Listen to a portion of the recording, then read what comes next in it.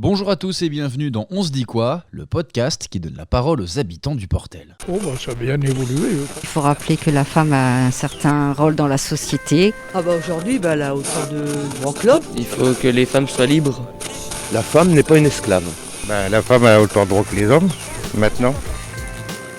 J'espère d'ailleurs que ça va continuer comme ça, que les femmes vont continuer à être soudées comme ça. Je vous raconte depuis le début de cette aventure des podcasts On se dit quoi que ces derniers sont réalisés dans le cadre de la Journée internationale des droits des femmes. Mais au fait, c'est quoi cette journée ? On a tendance trop souvent à l'appeler la journée de la femme. Généralement, quand on dit cela, c'est qu'on est un homme. Alors on a demandé, mais savez-vous d'où vient cette journée internationale des droits des femmes et surtout qu'est-ce qu'elle représente ?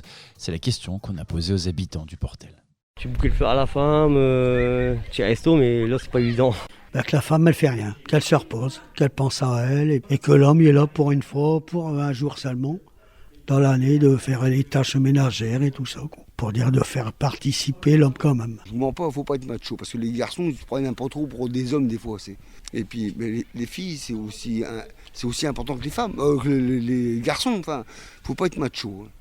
C'est pour montrer au monde, dans le monde, il y a des inégalités qui existent malheureusement dans beaucoup de pays où les femmes sont encore muselées et pour faire évoluer tout ça, quoi. C'est peut-être l'occasion de rappeler à certains que les femmes comptent. Personnellement, j'estime que la journée de la femme, ça peut être tous les jours. Ça dépend déjà de retrouver un compagnon ou un mari qui sache que la femme compte. Une fois qu'on sera reconnu partout, ce sera bien. Après, j'ai jamais vraiment fait la journée. Donc. Le droit des femmes, c'est une seule journée dans l'année. Je pense qu'on peut y penser un peu plus qu'une fois dans l'année. Donc il n'y a pas de problème, hein. on fait pareil, c'est tout. Pour rappeler justement le droit de la femme. Parce qu'elle a le droit à l'heure d'aujourd'hui, quoi, par rapport à avant. Essayer de faire passer peut-être des revendications et faire qu'elles existent, disons. On devrait le faire un peu plus souvent, je trouve, pour qu'il y ait plus de combats pour les femmes. Et je trouve que cette journée elle est très belle, mais pas assez explosif. La femme a autant de droits que les hommes, maintenant.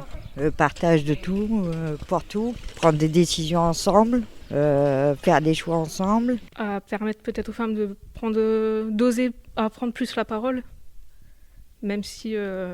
Moi, je pense qu'on ne devrait même pas avoir besoin d'une journée comme ça. Enfin, je comprends heureusement d'ailleurs qu'on a cette journée, mais ça ne devrait même pas exister. On ne devrait même pas avoir besoin d'avoir cette journée-là. L'égalité à tous les niveaux, au niveau professionnel, au niveau à tous les niveaux, au niveau justice, la santé, la liberté d'expression. Moi je trouve qu'on devrait donner un statut à toutes les mamans et puis parce que quand je vois toutes les personnes qui sont au RSA aujourd'hui avec les enfants, les femmes surtout, je me dis qu'est-ce qu'elles vont faire quand elles vont arriver à 60 ans. 65 ans si elles ne retravaillent pas. À les représenter, les femmes. Que les hommes et les femmes sont égaux. Je pense que ça ne devrait pas être la journée, ça devrait être toujours en fait. Moi personnellement, oui. C'est l'occasion de faire valoir les droits des femmes. Dans plein de domaines, familial, personnel, en tant que femme, dans le travail, tout ça, oui. Je ne sais pas exactement. Après, je suis déjà là à la médiathèque avec le CDSI pour la journée de la femme. Après, je participe comme ça, mais sans... Genre qu'ils leur montrent plus qu'ils sont comme des esclaves. Genre, avant, c'était comme ça. En fait, c'était la femme qui faisait tout. Et en fait, ils veulent, manger, ménage, tout ça. C'est un rappel à la normale. On ne devrait pas avoir de journée internationale de la femme. En définitive, on devrait y penser toute l'année. Mais c'est c'est nécessaire, pour une sorte de rappel. Pour moi, c'est ça. Parce que c'est tous les jours que c'est important, la femme. Je veux dire, il ne s'agit pas uniquement de cette journée-là, de porter un intérêt particulier à la femme. Voilà. Il faut se mobiliser ce jour-là sur tout type de manifestation. Il ne faut surtout pas rester dans le silence. Il faut donner des idées, parler un peu. Oser même en tant qu'homme se mettre un rouge à lèvres, prendre la place d'une femme une journée. Il n'y a pas de honte à ça parce que faut se mettre à la place d'elles, quoi, parce qu'elles sont vivantes, elles ont des idées, elles sont parfois à la place d'un homme, et elles ne sont pas reconnues, donc place à elles, quoi, pour une fois au moins, Même toute l'année, on peut leur faire plusieurs journées, quoi, pas que le 8 mars. Et vous l'avez entendu, il y a autant de réponses que d'habitants interrogés. En réalité, la Journée internationale des droits des femmes est officialisée par les Nations Unies en 1977. Elle est célébrée dans de nombreux pays à travers le monde. Et le 8 mars, c'est l'occasion de faire un bilan sur la situation des femmes. Cette journée est marquée par de très nombreux événements et manifestations organisées à travers le globe par des mouvements, des associations pour fêter les victoires et les acquis en matière de droits des femmes. Cette journée, c'est aussi l'occasion pour les femmes de faire entendre leurs revendications. Chaque année, une thématique est dressée par l'ONU. Jean-Pierre Ledé, le délégué spécial au CCAS, au logement, à l'habitat, à l'emploi ou encore à la politique de la ville pour la mairie du Portel, nous en parle. Exactement, c'est une journée internationale de la femme et l'ONU des femmes a mis le thème cette année pour un futur égalitaire dans le monde de la Covid-19. On peut s'étonner de la Covid-19 au niveau des femmes, mais quand on regarde un peu quelques chiffres, qu'est-ce qu'on constate ? C'est que la première ligne chère à notre président, c'est plus de 80% du monde féminin qui sont en première ligne lors de cette crise. Par exemple, au niveau des métiers d'aide à la personne, c'est 83% de personnel féminin.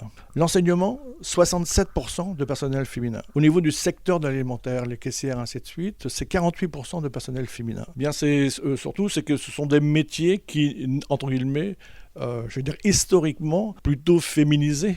Et là, on voit encore tout le travail qu'il y a à faire entre l'égalité homme-femme.